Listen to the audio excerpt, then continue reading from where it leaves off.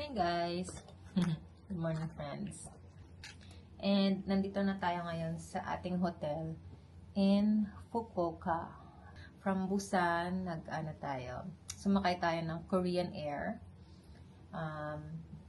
Tinry lang natin. And okay naman. Medyo strict sila.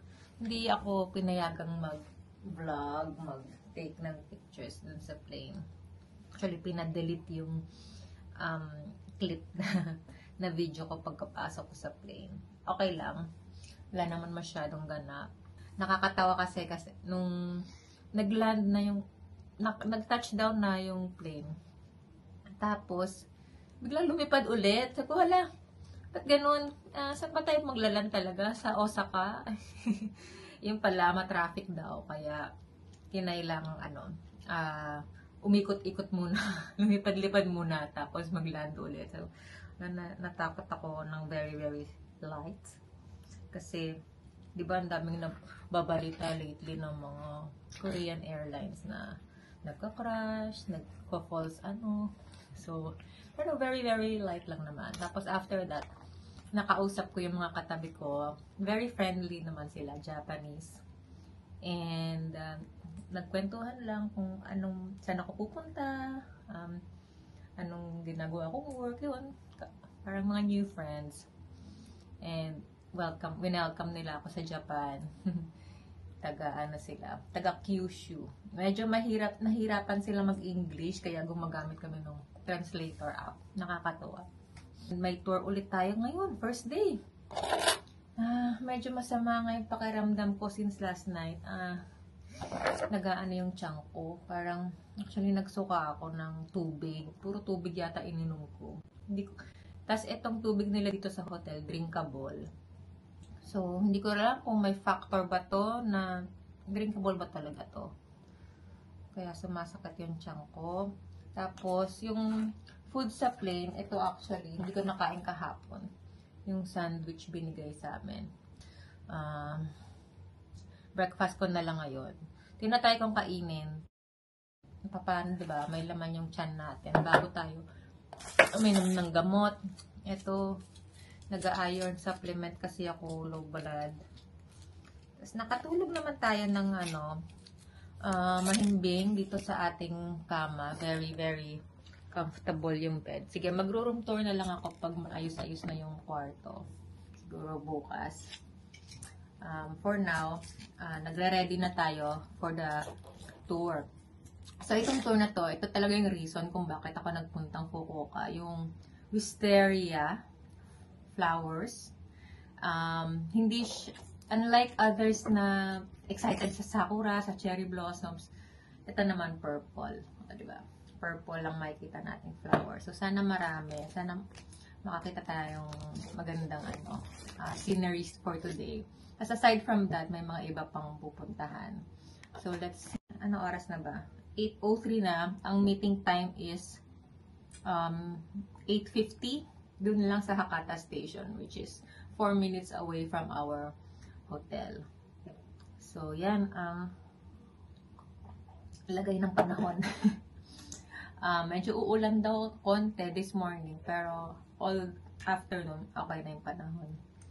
And dami ko nang sinabi, mauubos na rin yung SD card ko nga. Hindi pa ako nakabili. Alam nyo na, pag naputol na ang ating mga vlog series, ayan, nagka-problem na tayo. Dito nga pala tayo nagsistay sa Hotel La Foresta. It's 4 minutes away from Hakata Station.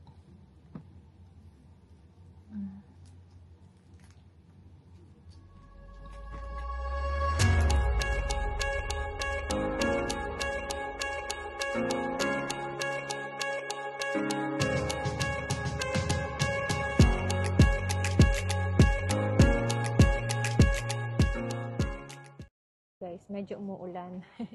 Dito na tayo sa Akama Shrine. Okay, sana mawala na yung ambon. Kalimutan natin magdalang payong.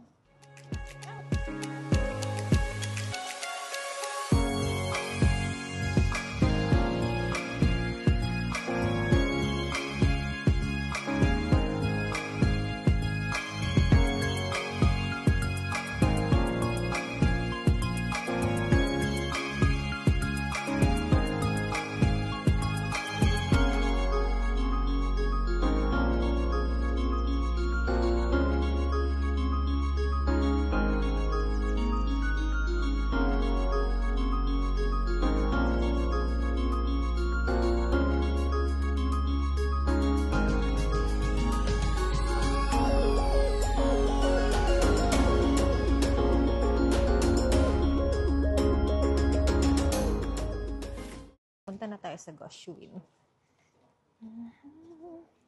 Mga souvenir.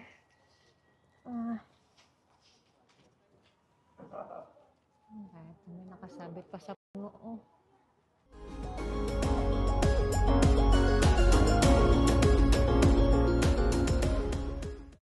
Ito yung sa atin. Nabili pa natin last year. From Kyoto. 500 yen. Okay. Takuha talaga tatay kuya. Arigatou gozaimasu. Kuha natin Goshuin. Ito yun na siya. Papel lang. So, minsan, hindi na sila nagsusulat talaga. Para mabilis. Papel na lang. Tapos, ididikit na lang natin dun sa notebook natin. Siguro sa bahay ko na lang idikit para maayos. Kasi, yung iba dito sinulatan eh. So, meron din nakadikit lang din. So, yan. Dagdag natin siya dyan. Yung mga nagsasabit dito ng mga wish nila, prayers nila. Ano kaya to?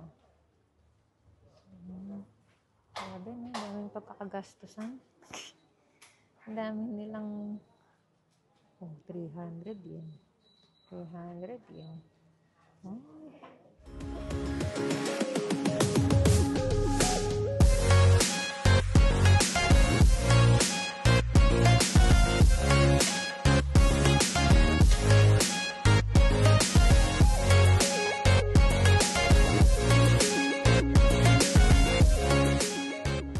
Selfie tayo dito.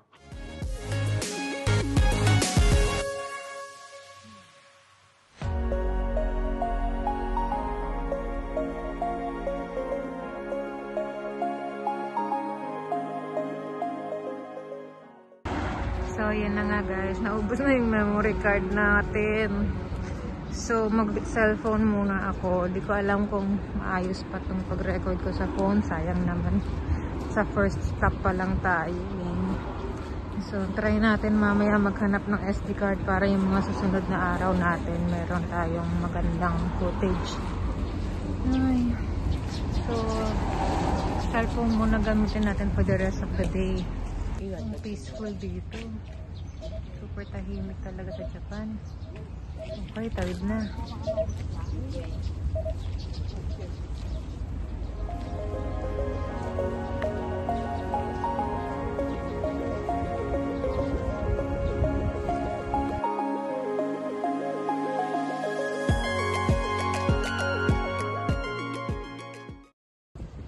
Yes, nandito na tayo ngayon sa Moji Port. Sorry guys, medyo mahangin. Alam ko, pangit yung audio pag ganito.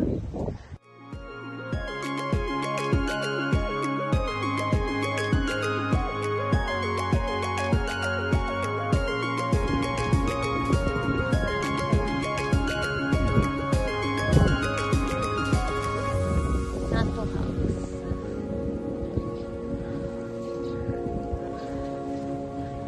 Dun daw sa bridge punta tayo. Iconic daw. Okay. Actually, dito na rin tayo magla-lunch. Sikat daw dito yung curry. Pero, baka lalong magwarla yung tiyan natin.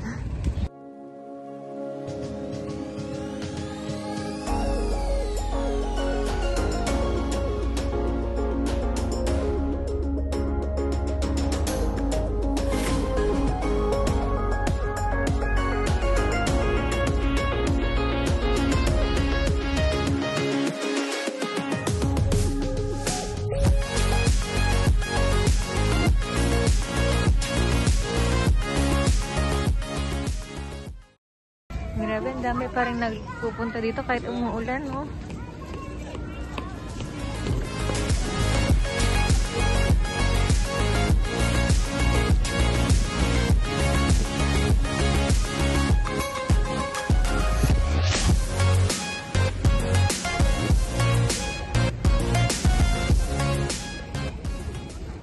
Japan pa ba to?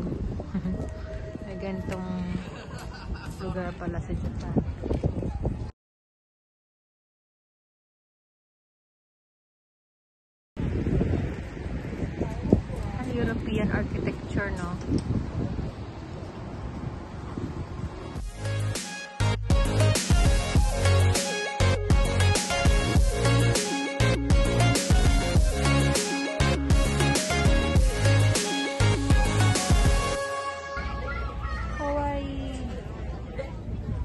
Hello, may hat sila, oh.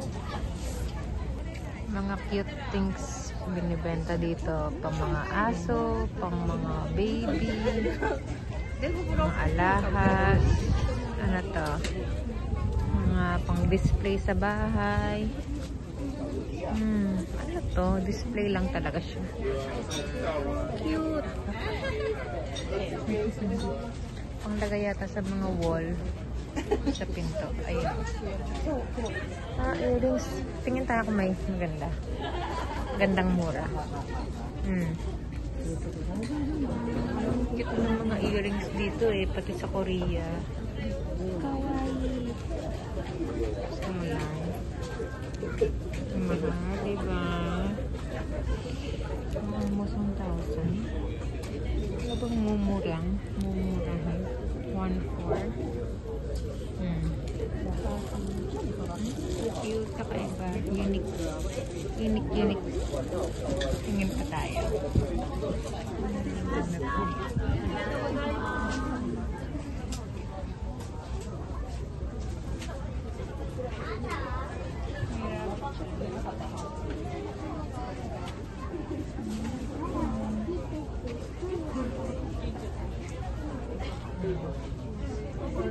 Lagay ba sa akin dangling?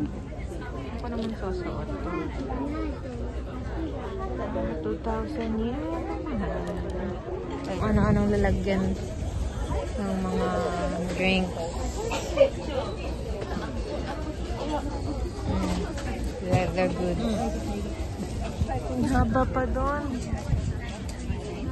Itong pare-pareho naman na, oh. Mga rings. Meron dito mga wallets. Leather goods. Gamit. Asan na yung pagkain hinahanap? Ito plato.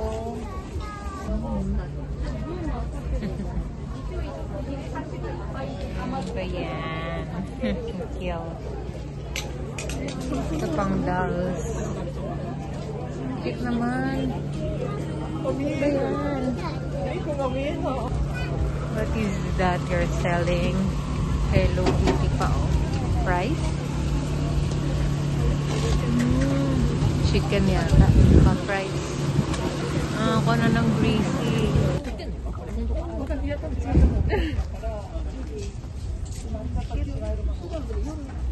Aesthetic.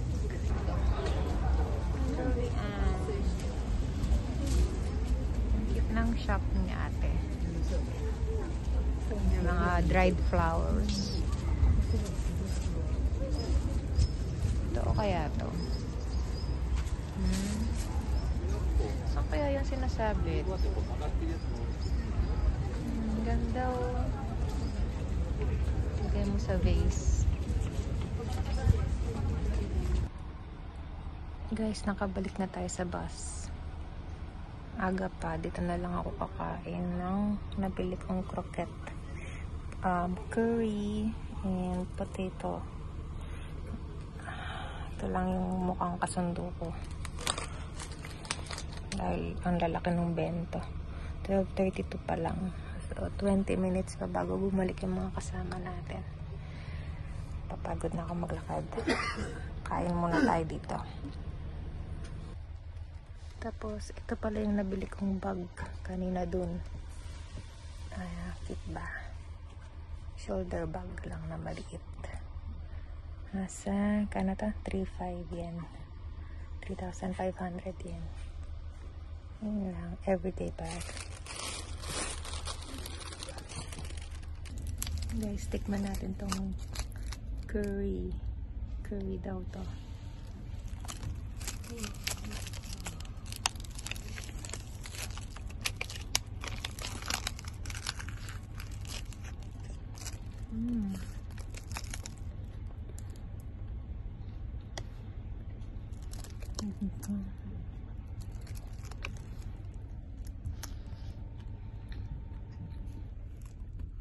Okay naman. Buti pwede kumain dito. Ice cream lang daw hindi pwede kainin sa bus. Hindi ko alam kung bakit.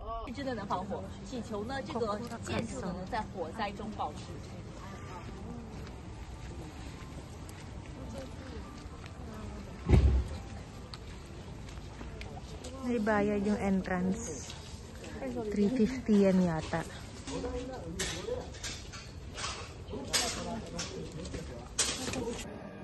Yan, nasa loob na tayo ng Kokura Castle. Pinalaw natin yung Instagram nila kasi sabi may libreng card, postcard na maliit. Pag pinalaw ay ito binigay sa akin. Then, mga ticket and mga kung ano-ano. And then, kumuha na rin tayo ng brochure para mas maintindihan natin yung itsura niya.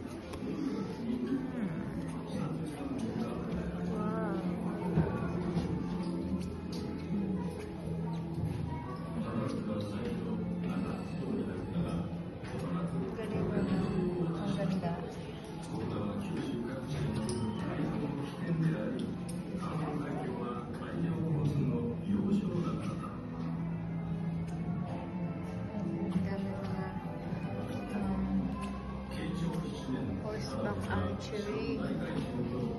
Oh. Yan pala yung mga culture nila. Ito naman ay Joseon Emissaries to Japan. Mga Korean to.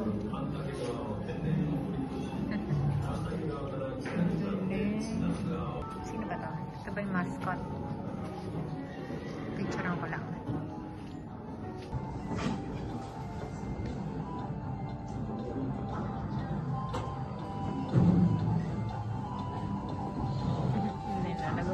Archery siya.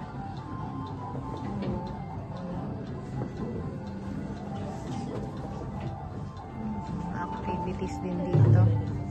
Ay. Ito naman ay magsasuot siyang kimono. Cute.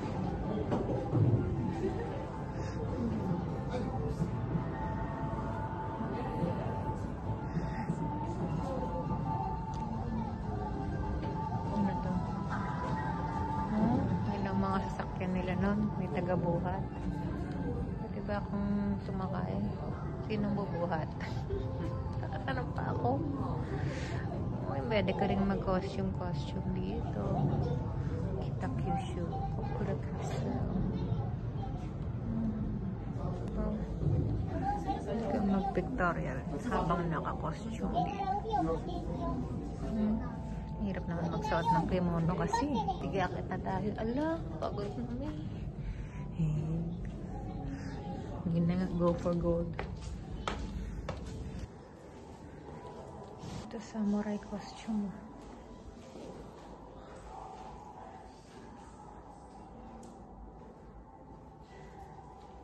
Ito tayo sa gitna. Merong replica ng mismong castle. Ito pala siya, yung buong castle. Look.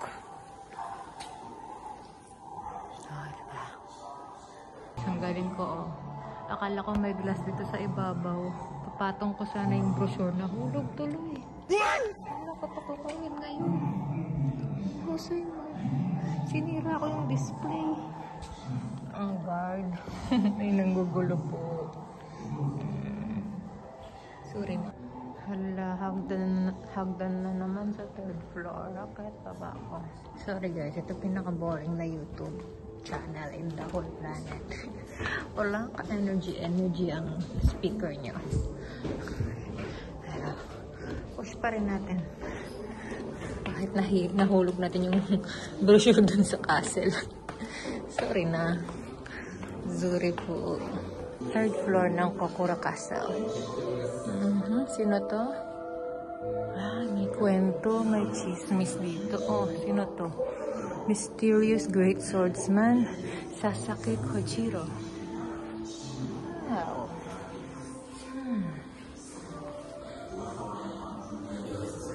May sagot ba? Oh, may sagot sa loob. What was his special move?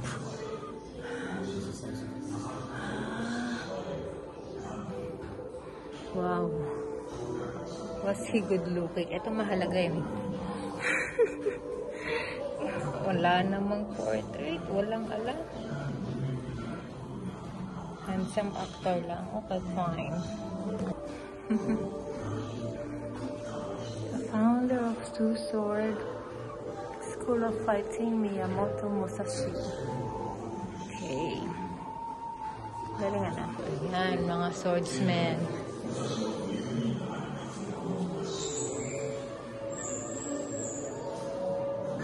Please put your hand over the scroll. The phone vibrates will send you a message. Okay nga. Let's try this. You can see the entire scene without moving your eyes. Anong message mo sa akin? Ano? Mga maintindihan. Ano? Ano ba to? Tagal naman ni Kuya. Basta wala. Pag iba, ibang scroll. Ibang palabas. Okay. Pare-paras na wala naman akong mag-gets. It is important to proceed skillfully and to remain attentive. Ayun. Ganun lang yan. Okay, fine. Another one. Okay, sa 4th floor na tayo. Kita ko dito mga pictures ng mga siguro mga sikat na tao. Ganito pala mag-posing dapat doon sa picture na nakita natin sa baba. Doon sa sculpture. Pinopok-pok. Napansin ko lang, each floor, paliit ng paliit na. Kasi nga, paliit naman talaga kahit sa labas. So, ito na yung 5th floor. Last floor na sa wakas. Ay, ang katapusan ng pagod, diba? Nakita ba yung labas dito? Ayun. May mga harang-harang dito. So, hindi ko ito marirecommend sa mga seniors. Pero kung mas, ano kaya malakas, go lang. Ito yung sinasabi ko, guys. Special card kapag pinalo mo sila sa Instagram. Kaya, yan. Follow lang. Ito pala yung cafe.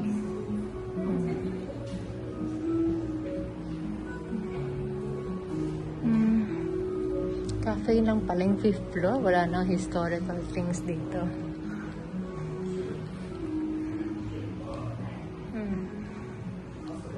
Tapos na. Meron pang mga souvenir t-shirt. Ayun. Baba na nga tayo. Pinagbuksan na tayo. Sige.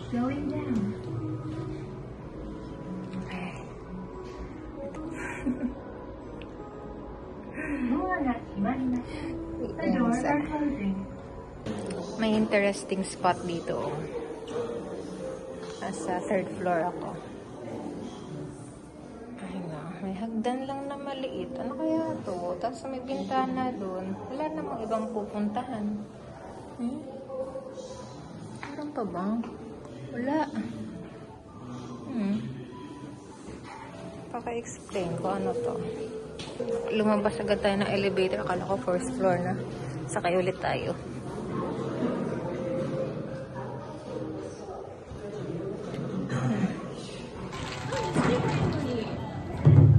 Ayan o. May pa-quiz.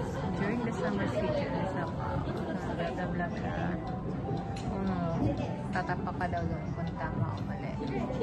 Hindi ko alam eh. Hindi ko nag-aral.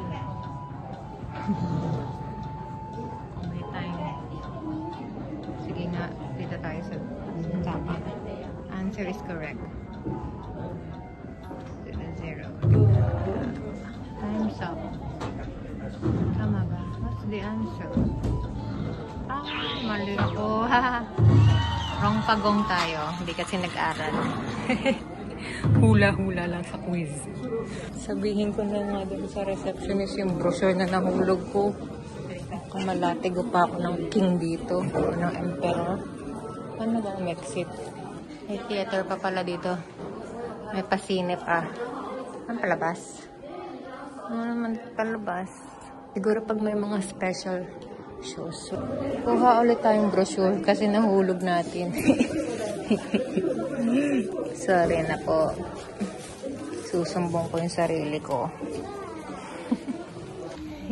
Lumabas na tayo guys. So sinumbong ko na yung sarili ko. So, pinicturean lang naman ni ate yung yung picture dun sa phone ko, kung anong nangyari. Kasi nag-thank you naman siya. Balik na nga tayo sa bus bago pa nga masira kung ano man. Ito pala nire-reconstruct nila. May picture lang ng mga bato. Wala ka ng bato.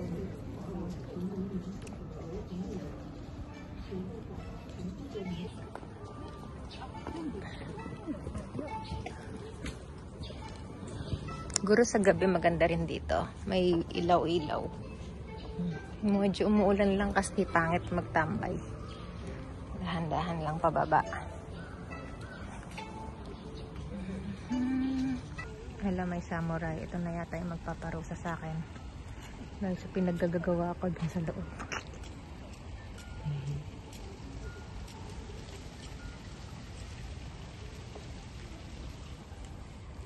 Pasok na sila. Pasok na rin nga tayo. Like Hanko. Hello. Si ate po nalabas pa ako sa bus. Mag-picture-picture pa daw ako dito. Okay, fine. Ang ganda nga naman. Nice. Yung panoramic shot daw. Tapos tama ako. Souvenir shop ngayong nandito. May mga delicacies, mga ornaments na binibenta. Tawag na si ate. Ay, hindi. Pinapapunta pa talaga niya dun. Medyo paakit na naman. Ito na yung ating last stop. Wisteria Garden.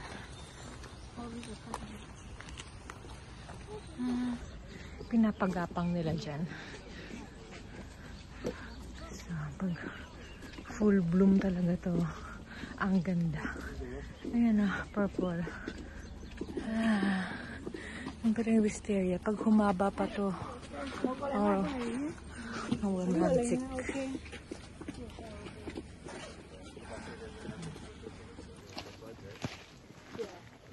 Siguro end of April or early May. Magbubulong to. Wala pa ngayon. Butas-butas eh. Umulan pa. Baka kaya hindi pa ganun ka-bloom.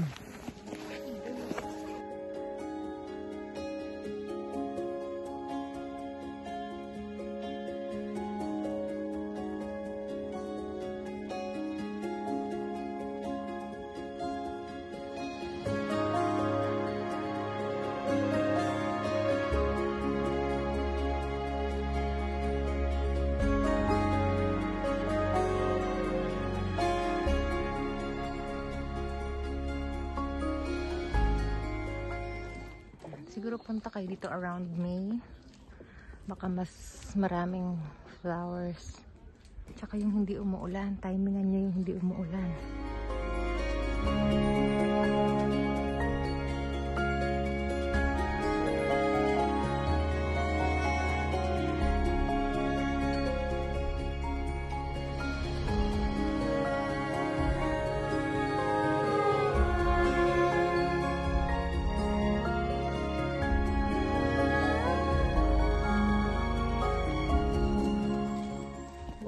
Ito siya, oh.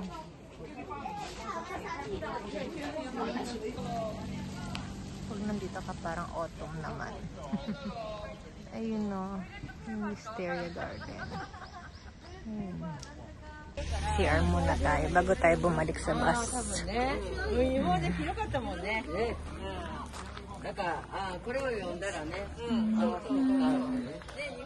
May mga staff naka-purple sila. Malinis nga, pati CR, oh.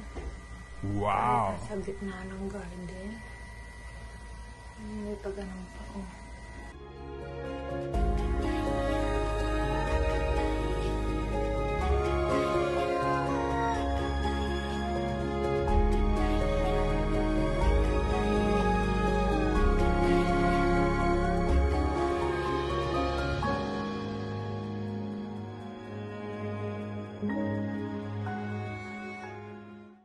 pumasok tayo sa Yodobashi. Dito lang sa may Hakata Station malapit. And ang daming klaseng micro SD card. Ano ba yung sa akin? Ko 512 yun. And then SanDisk. Oh, eto ba? Extreme Pro. Card lang siya, tapos dadali mo sa cashier. Check ko nga muna yung nasa loob ng natin. Ops mapaket kung ganito nga. Tapos, bili na tayo nito. Lopia. Ito yung nirecommend ng tour guide natin. Mas mura daw yung mga pagkain. Tignan natin kung mahahanap tayo ng dinner dito.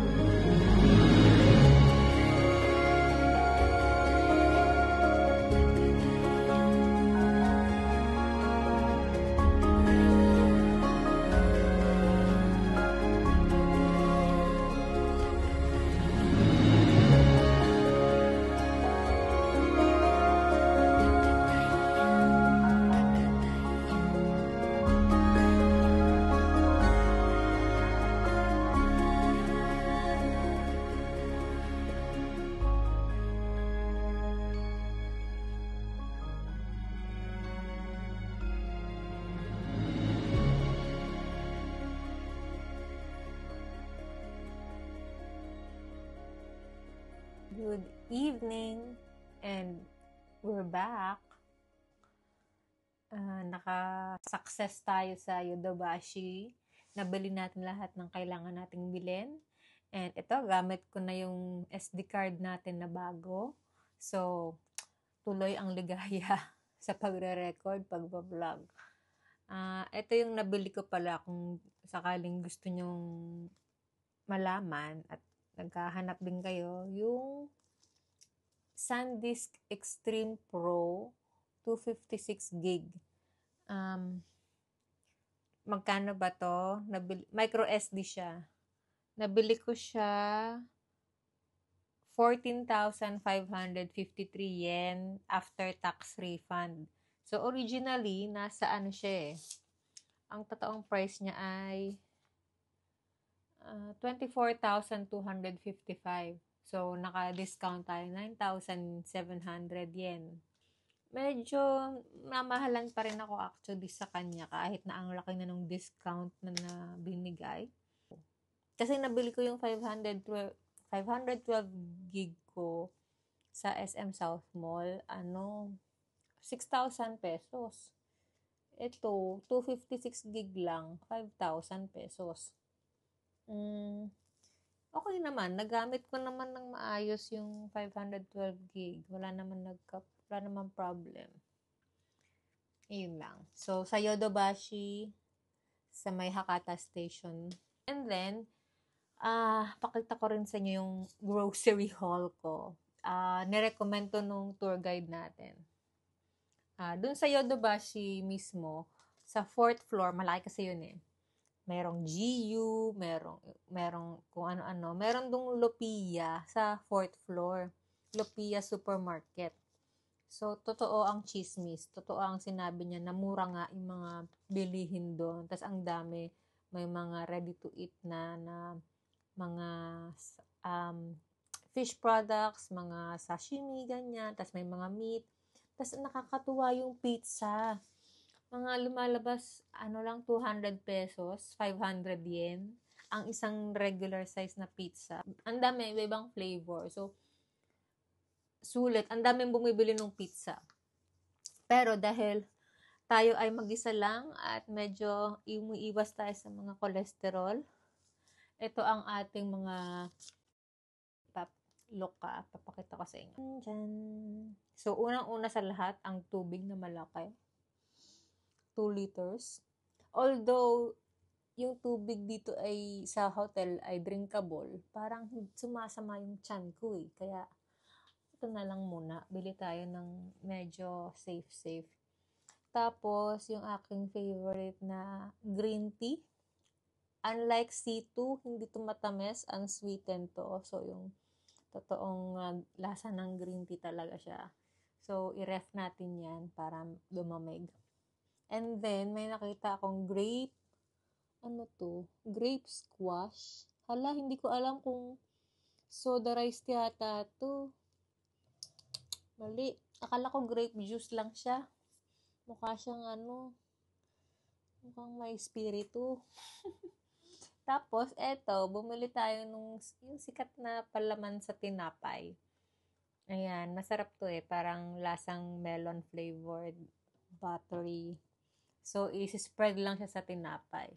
Wala naman akong tinapay, pero pag nakabili tayo one of these days, gamitin natin yan. Tapos, yung unang-una ko nakita talaga, ito, yung fruits. Diba? Ayan, papapakin natin to. Sana matamis. May strawberry, pineapple, at saka melon. And then, ito talaga yung dinner ko. Salmon, tapos may salmon roe. And then, may kanin yan sa ilalim. 9.90 yen. Nakakita ko ng ganito, mga nakasashay-sashay na. Ha? Ito na lang. Libre pa. May wasabi. Complete. So, kumuha ko dalawang klaseng soy sauce. Yata to. Ito yung sabi nila Hakata soy sauce. Manamis-namis. Ito yata regular. Let's taste. Tapos, nakakita ako ng pwede natin i-breakfast bukas. Parang mamon na mango flavor.